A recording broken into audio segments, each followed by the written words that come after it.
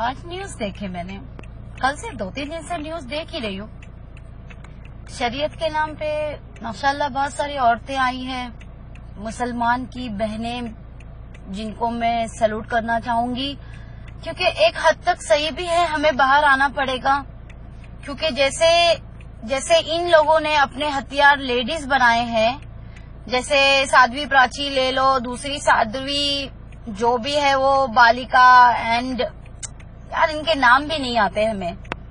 चलो हम जो भी है, लेडीज को मैं सैल्यूट करती हूँ, मुसलमान बहनों को, और इंशाअल्लाह हो सके तो दलित बहनों से, अम्बेडकर बहनों से, पंजाबी, सिख, ईसाई बहनों से भी मैं दरख्वास्त करूंगी, मेहरबानी करके बाहर आए, अपने अपने घरों से निकले, जुल्म के खिलाफ आवाज उठाए।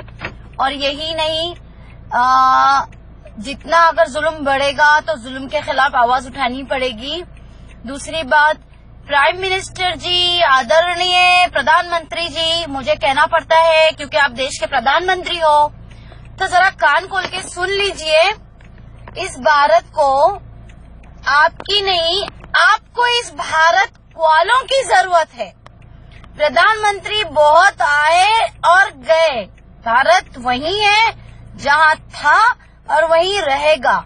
दूसरी बात, मेरा ये बात करने का तरीका है, अगर आपको समझ में आता है ठीक है, मैं आपसे रिक्वेस्ट कर रही हूँ, मेरा रिक्वेस्ट करने का तरीका ये है, क्योंकि मुझे जी हुजूरी आती नहीं है। और एक बात, भारत के प्रधानमंत्री बनने का मतलब है अम्बेडकरी, मुस्लिम, दलित, हिंदू, सिख, ईसाई का प्रधानमंत्री। यानी आपको ये मद्देनजर रखना पड़ेगा किसी भी फैसला करने से पहले कि आप भारत के प्राइम मिनिस्टर हैं, सिर्फ हिंदू कौम के नहीं हैं। दूसरी बात, भारत को निर्माण करने का मतलब होता है कि भारत की बेरोजगारी हटाएं आप। आज हम बेरोजगार हैं, हमारे पास काम नहीं है। मेरे इतने भाई बहन जो भी कास्ट के हैं, मुझे उससे मतलब नहीं है, मैं इंडिया के भाई बहनों की बात कर रही हूँ, क्योंकि मैं एकता में विश्वास रखने वाली हूँ। मुझे तोड़ना पसंद नहीं है।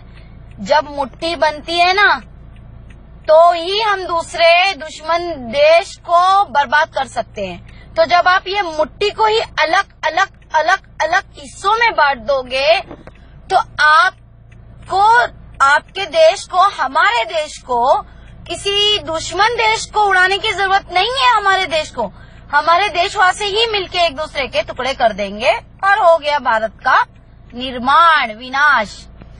तो मेरी ये मेहरबानी आपके ऊपर है कि मैं आपको एडवाइस दे रही हूँ बिना पैसे लिए। आजकल तो लोग जहर भी नहीं देते बिना पैसे लिए। तो इसका मतलब ये है कि आपको मेरे जज्बात समझने होंगे, और मेरे भाइयों की तरफ से मैं आगे बढ़ के आपको ये एक एडवाइस दे रही हूँ, फ्री ऑफ चार्ज। भारत की बेरोजगारी दूर करें, भारत की परेशानियों में इन्वॉल्व हो जाएं। बहुत हो गया, वर्ल्ड टूर आपने कर लिया, 2 साल 2.5 साल में 100 करोड़ के करीब आपके कपड़े बन गए। गरीबों पे भी निगाहें करम करें। और प्रधानमंत्री जी, आपकी एक बात मुझे याद है, जब गुजरात में मैं बहुत छोटी थी, मैं अपने फादर के साथ आई थी, तो आपके एक दोस्त के साथ मेरे फादर की मीटिंग थी, वहाँ पे आपकी बात छिड़ी थी। उस वक्त ये बात चल रही थी कि मोदी ने कहा है कि जिस तरह अमेरिका ने मोदी के लिए, नरेंद्र मोदी के लिए वीजे बंद कर दिए है, तो मोदी ने ठान लिया है कि मैं अब तो ऐसा कुछ करने वाला हूँ जिससे वीजा भी मिलेगा और मुझे एक रिस्पेक्ट भी दी जाएगी। तो वो तो आपने कर लिया, क्योंकि मुझे पता है, मुझे ही नहीं पूरे भारत को पता है, वोटिंग करने वाली मशीन तो थी खराब भाई, जिस पे भी बटन दबाओ बीजेपी दबता था। ठीक है, चलो आपका नसीब था, 5 साल आपके नसीब में दे दिए भारत को, लेकिन अब क्या? इससे अच्छा है कानून बनाने हैं ना, तो इस्लाम में दखल नहीं दे। इस्लाम के कानून बहुत पावरफुल है, लेडीज जेंट्स सबके लिए है। हमारे पास इस्लाम में बहुत अच्छे पावरफुल ये हैं हमारे कानून। तो एक काम करें आप, मैं आपको एक अच्छी एडवाइस देती हूँ, अब जाके रेपिस्ट के लिए एक अच्छा कानून निकाले भाई। जो रेप करेगा उसे कत्ल कर देंगे हम। उसके बाद चोरों के लिए, डकैतों के लिए, और ये आरएसएस और आपकी साध्वी प्राची वीएचपी वाली और आपकी दूसरे जो नेताएं हैं, योगी राज एंड ऑल, जो भड़काऊ भाषण देते हैं उनके खिलाफ आप कानून निकाले। वक्त क्यों जाया करते हो आप? ऑलरेडी 2.5 साल चले गए आपकी जिंदगी से, 5 साल की आपकी लिमिट है, तो और 2.5 साल आपके पास बचते हैं।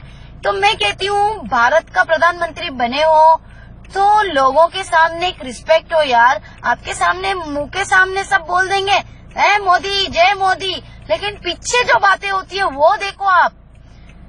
एक इंसान ऐसा बनना चाहिए जिसको भारत के प्रति प्यार हो। अगर आपको भारत के प्रति प्यार होता तो आप भारत में दुश्मनी नहीं कराते या आरएसएस वालों को रुकवाते। सबसे पहले आप इनको बैन करवाते, आप वीएचपी को बैन करवाते और बीजेपी नेता है जो घरों में घुस घुस के लोगों को अपना गलत पावर का इस्तेमाल कर रही है उसको रुकवाते। आपको भारत निर्माण करने के लिए ज्यादा सोचने की जरूरत नहीं है, सिर्फ ये 3 चीजों को बंद कर दें और आम्बेडकरिट, सिख, ईसाई, मुस्लिम, हिंदू सबको इक्वलिटी मिले तो आपको भारत निर्माण करने के लिए दूसरे देशों के पैर पड़ने की जरूरत नहीं है, दूसरे प्रधानमंत्रियों के पास जाने की जरूरत नहीं है। हमारे में इतना गट्स है कि हम अपना भारत निर्माण कर सकते हैं। कई लाखों करोड़ों लोग दूसरे देश में जाके काम करते हैं, पहले उनके लिए तो निर्माण कर दो, रोजी दे दो, रिजक दे दो उनको। यहाँ पे कुछ तो ऐसा निर्माण करो कि कम से कम एक 5-10 करोड़ जो लोगों बेरोजगार है उनके लिए कोई एक अच्छी तरीके से नौकरी मिल जाए, कम से कम 10-15 हजार के उनके परमानेंट एक नौकरी हो जाए कि उनको सोचना नहीं पड़े, बीवी बच्चों को, भाई बहनों को छोड़ के, अपने खानदान को छोड़ के दूसरी जगह जाना पड़े, प्रदेश में जाना पड़े, दूसरे विदेशियों के पास जाके हमारे भारतीय निर्माण करते हैं। तो हमारा भारत क्यों नहीं निर्माण हो सकता? ये मेरा सबसे बड़ा मुद्दा है।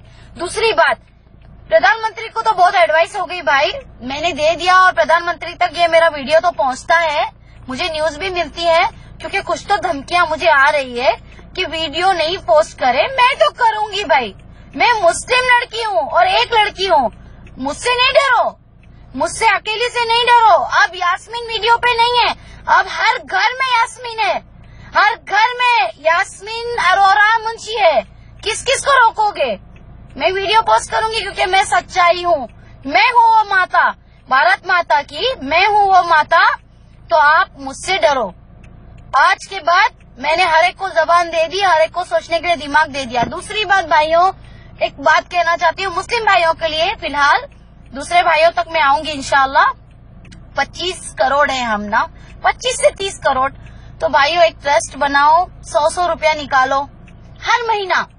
हम कुछ ऐसा करेंगे, ऐसा निर्माण करेंगे, इस्लाम निर्माण करेंगे हम। भारत निर्माण तो होते रहेगा, क्योंकि भारत निर्माण करने के लिए मोदी जी हमें आगे बढ़ने नहीं दे रहे।